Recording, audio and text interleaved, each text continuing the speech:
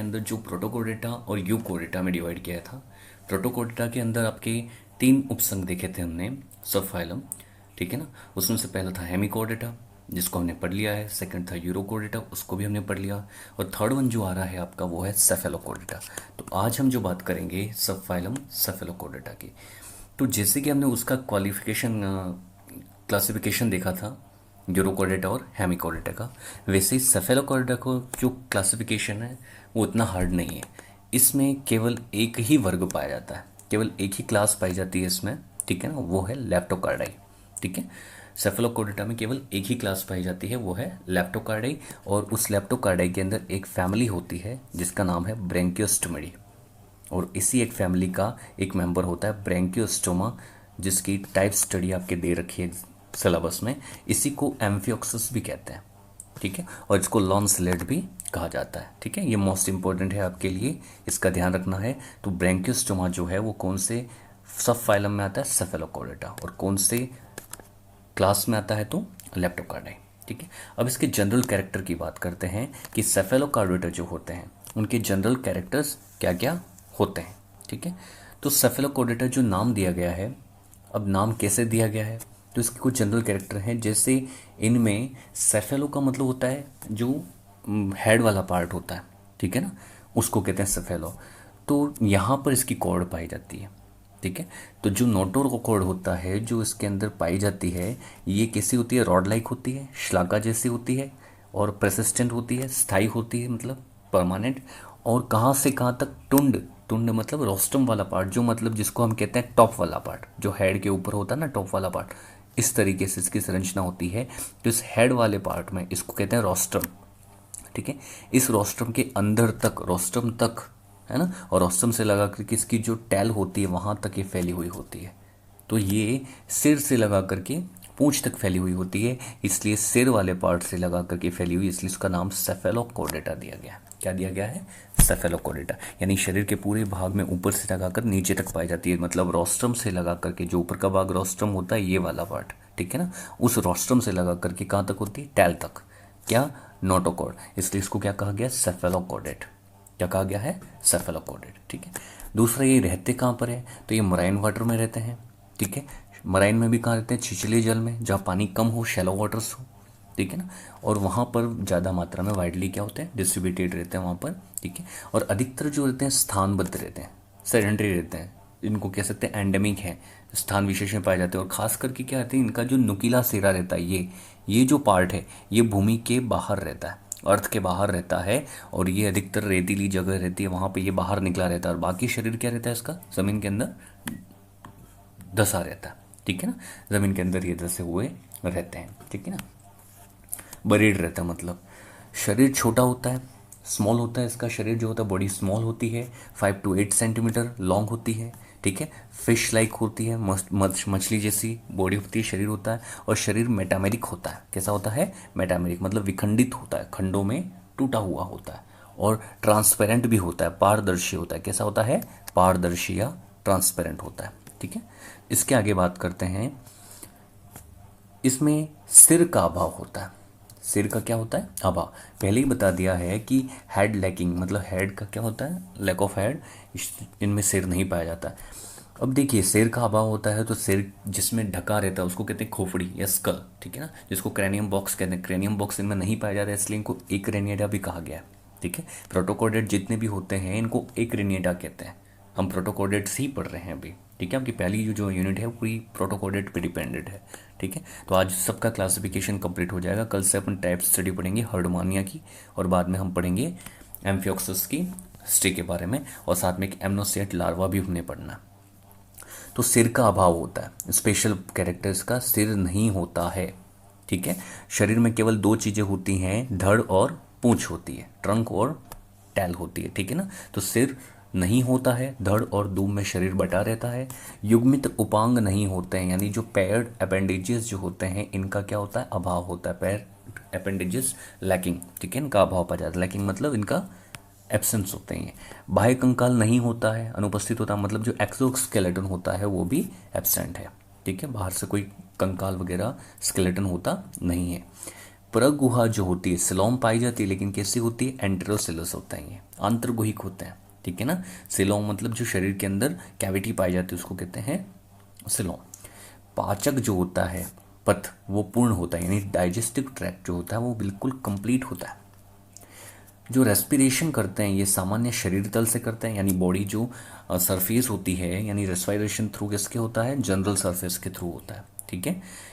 और circulatory system जो होता है बहुत अच्छी तरीके से विकसित होता है, यानी सर्कुलेटरी सिस्टम जो होता है वेल डेवलप्ड होता है। किस होता है, वेल डेवलप्ड होता है, ठीक है। और साथ में सर्कुलेटरी सिस्टम कैसा होता है, क्लोज्ड होता है, बंद होता है, इसमें हार्ट होता भी नहीं है, ठीक है। और साथ में रेस्पिरेटरी पिगमेंट्स भी इसमें नहीं होते हैं। तो क्लोज्ड होता है, एक तो सर्कुलेटरी सिस्टम वेल डेवलप्ड होता है, closed end without heart and without respiratory pigment, ठीक है ना, यानी श्वसन वर्णक भी इसमें पाए नहीं जाते हैं। इसके अलावा इनमें जो एक्सक्रीशन होता है, एक्सक्रीशन मतलब उत्सर्जन, यानी शरीर से अपशिष्ट पदार्थों को कैसे त्यागते हैं, तो ये कुछ सेल्स होती हैं इनमें जिनको कहते हैं सोलेनोसाइट्स, ठीक है ना। इनके सहित इनमें प्रोटोनेफ्रेडिया होता है। इन प्रोटोनेफ्रेडिया के थ्रू, सोलेनोसाइट्स के थ्रू ये क्या करते हैं, अपने शरीर से उत्सर्जन की क्रिया करते हैं, ठीक है। तो ये इसकी एक्सक्रीशन की बात हो गई।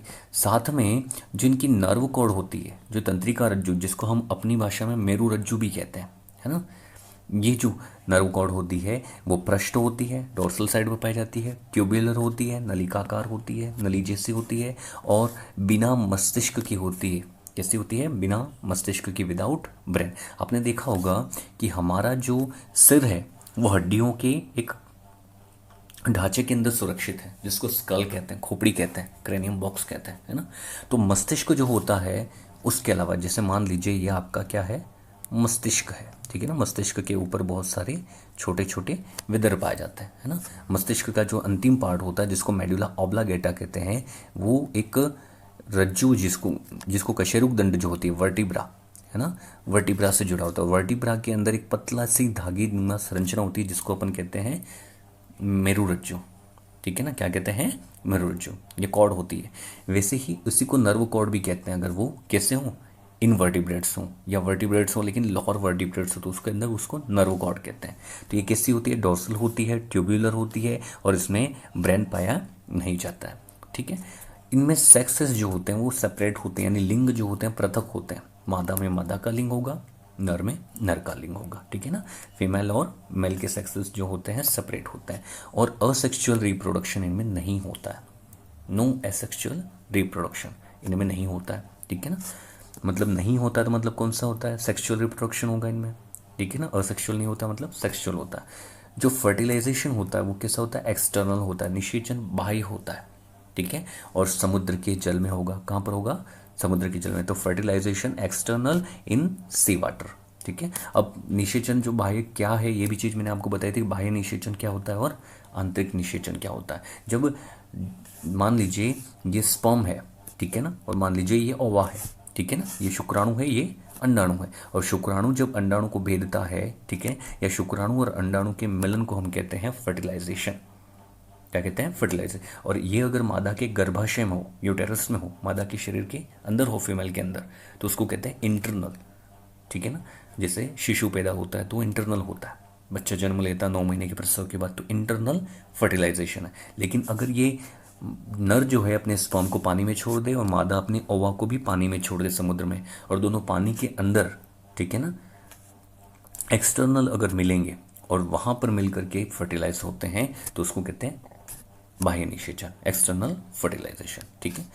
इसके अलावा इसमें स्वतंत्र प्लावी लार्वा सहित, स्वतंत्र प्लावी लार्वा सहित, स्वतंत्र प्लावी मतलब होता है तैरने वाला फ्री लार्वा होता है, उसके सहित इसमें अप्रत्यक्ष परिवर्तन होता है। ये भी बता चुका हूँ, इनडायरेक्टली जो इनमें होता है वो, ठीक है ना।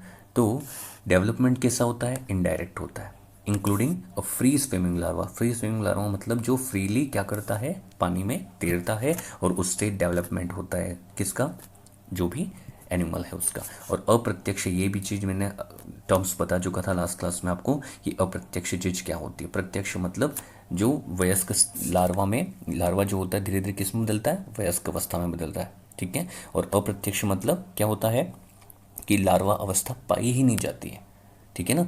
जो शिशु होता है वो बिल्कुल कैसा होता है, हूबहू अपने वयस्क जैसा, एडल्ट जैसा होता है, ठीक है ना। ये चीज़ देखिए। अब आगे हम जो आज यहाँ पर आपका हेमिकोडेटा, सेफेलोकोडेटा, यूरोकोडेटा, तीनों प्रोटोकोडेटा खत्म हो गए हैं। आज इसके आगे जो क्लासिफिकेशन आपके सिलेबस में दिया हुआ है वो एग्नेथा का दिया हुआ है। तो आज हम एग्नेथा को पढ़ेंगे। एग्नेथा से पहले आपको मैं थोड़ी सी रूपरेखा बता देता हूँ कि जो कोडेटा फाइलम आप पढ़ रहे हैं, ठीक है ना, उसके अंदर जो ग्रुप पढ़ रहे हैं वो है यूकोडेटा। प्रोटोकोडेटा आपने पढ़ लिया है, दो ग्रुप थे, प्रोटोकोडेटा और यूकोडेटा। प्रोटोकोडेटा को एक्रेनिएटा का था, यूकोडेटा को हम कहते हैं क्रेनिएटा। क्रेनिएटा क्यों कहते हैं, क्योंकि इसमें क्या पाई जाती है, क्रेनियम बॉक्स पाया जाता है, ठीक है। यूकोडेटा के अंदर जो दो खंड होते हैं, दो डिवीजन होते हैं, एक होता है एग्नेथा जिसको मैंने बॉक्स बनाया है, क्यों, क्योंकि यही हमारे सिलेबस में फर्स्ट यूनिट के अंदर है, ठीक है, और सेकेंड यूनिट यहाँ से शुरू होगी, ठीक है। दूसरी होती है नेथोस्टोमेटा, ठीक है। एग्नेथा का मतलब ये होता है जिनमें जबड़े नहीं होते हैं, जोज नहीं होते हैं, लैक ऑफ जो, ठीक है ना, तो वो कहलाते हैं एग्नेथा में आते हैं। और जिनमें जोज होते हैं वो प्रेजेंट होते हैं तो वो कहलाते हैं नेथोस्टोमेटा। अब एग्नेथा जो है इसको दो क्लासेस में डिवाइड किया गया है। कौन कौन सी क्लासेस हैं, तो एक है ऑस्ट्रिकोडर्मी, दूसरी है साइक्लोस्टोमेटा। ऑस्ट्रिकोडर्मी जो है, ठीक है ना, ये एक्सटेंट हो गए, ये बिल्कुल गायब हो गए, इस पृथ्वी से विलुप्त हो गए ये। कैसे हैं ये, विलुप्त हो गए। और इनमें कवच वाली मछलियां पाई जाती है, जिनकी बॉडी पर स्कैल पाए जाते हैं, कवच पाया जाता है, या तो बोन्स का होगा या कार्टिलेज का होगा, उपास्थि या अस्थि का होगा। अब ऑस्ट्रिकोडर्मी के दो उपवर्ग हैं, कौन कौन से हैं, मोनोराइना है, डिप्लोराइना है, ठीक है ना। मोनोराइना में तीन ऑर्डर हैं आपके, यूफेनेरिडा, एनेस्पिडा और सिफेलेस्पिडा, ये तीन इसके ऑर्डर हैं, ठीक है। और डिप्लोराइना जो है उसमें दो ऑर्डर है, टेरेस्पिडा और सिलोलेपिडा, ठीक है। उसी तरह साइक्लोस्टोमेटा जो है इसके अंदर भी दो ऑर्डर आते हैं, एक तो पेट्रोमाइजोनशिप फॉर्मिस होता है, ठीक है ना, पेट्रोमाइजोनशिप फॉर्मिस होता है, और एक होता है मिक्सिनी फॉर्मिस होता है, ठीक है। तो इस तरीके से ये एग्नेथा का जो क्लासिफिकेशन मैंने आपके सामने बताया है। अब हमें क्या क्या चीज़ें हमारे बाकी रह गई हैं पढ़नी, उसके बारे में चर्चा करते हैं। तो फर्स्ट यूनिट में आपका क्लासिफिकेशन कंप्लीट हो चुका है, कैरेक्टर्स मैंने सारे बता दिए हैं आपको, ठीक है। अब आपको जो पढ़ना है वो पढ़ना है, एक तो हर्डमानिया की टाइप स्टडी पढ़नी है, हर्डमानिया की क्या पढ़नी है, टाइप स्टडी पढ़नी है, ठीक है। एक एम्फियोक्सिस या जिसको ब्रैंकियोस्टोमा भी कहा है हमने, इस ब्रैंकियोस्टोमा के बारे में भी हमें पढ़ना है, ठीक है। इसके अलावा हमें एमनोसिट लार्वा के बारे में पढ़ना है, उसकी एफिनिटीज़ पढ़नी है, उसकी बंधुताएं कैसी होती हैं, ठीक है। ये तीन चीज़ें करते ही आपकी फर्स्ट यूनिट कंप्लीट हो जाएगी, ठीक है। तो बने रहिए, और रोज़ आप वीडियो जब भी देखते हैं तो वीडियो के बाद में मुझे थंब प्रेस करिए ताकि पता चले कि आप वीडियो बराबर दिख रहे हैं, ठीक है। Thank you.